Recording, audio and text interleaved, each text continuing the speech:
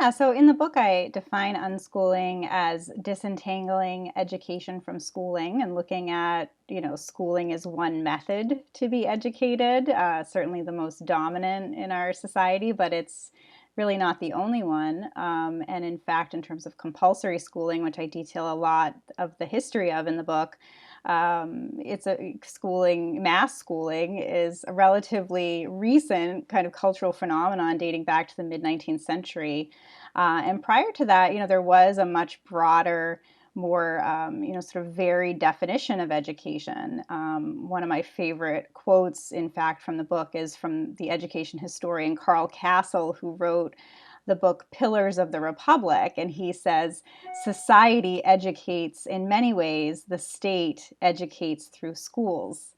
And so I wanted to write the book to really draw attention to the idea that one could learn and be educated without conventional schooling, including what we would think of as maybe traditional forms of homeschooling, which are these school at home methods that essentially just change the location of schooling from a classroom to a home. And I think that's what a lot of families discovered over the past year, certainly last spring with the school closures as a result of the coronavirus, that they were simply, changing the setting of schooling, but for all intents and purposes, it remained the same. And unschooling sort of challenges, families and educators to maybe look a little bit more broadly at education and think about it beyond the four walls of a classroom or even of a, kitchen table. You got to like three different questions I was going to ask you in one. So I was also curious about Well, we can delve into each of those. because I think that's a question a lot of people have when they first start thinking about homeschooling, is they mentally like try to replicate the school experience outside of school rather than questioning, is the school experience really an experience that you should replicate or is worth replicating? So I guess we'll step back for a bit. What, when it comes to education and unschooling, what is it that you are trying to do? And how is that different than the, I guess, goals or mindset of traditional compulsory? I guess I shouldn't call it traditional because it's not. You're right. It's very recent. But compulsory government schooling. What does unschooling look like or trying to be that's different from that?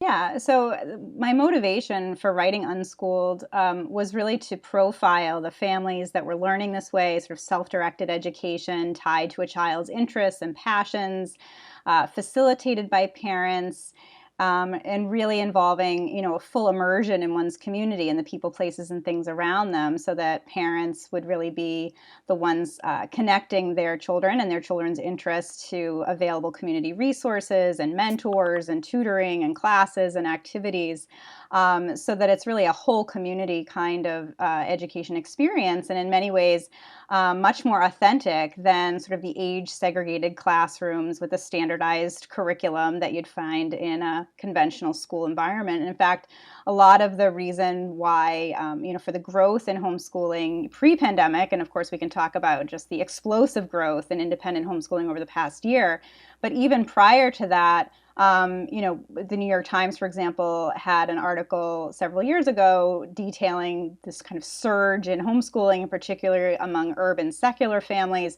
who were really disillusioned by Common Core curriculum frameworks and the kind of increased testing and standardization in classrooms, and wanted something different, wanted a much more sort of bespoke, customized education experience for their children that, in many ways, I think prepares kids for the innovation era and kind of the realities of the 21st century much more effectively than kind of our industrial model of education that's, again, entrenched in kind of the 19th century model that we still have today.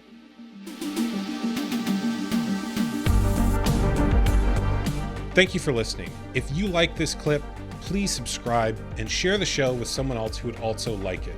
You can find the Brendon Marotta Show on all major podcast platforms and at brendonmarotta.com/show.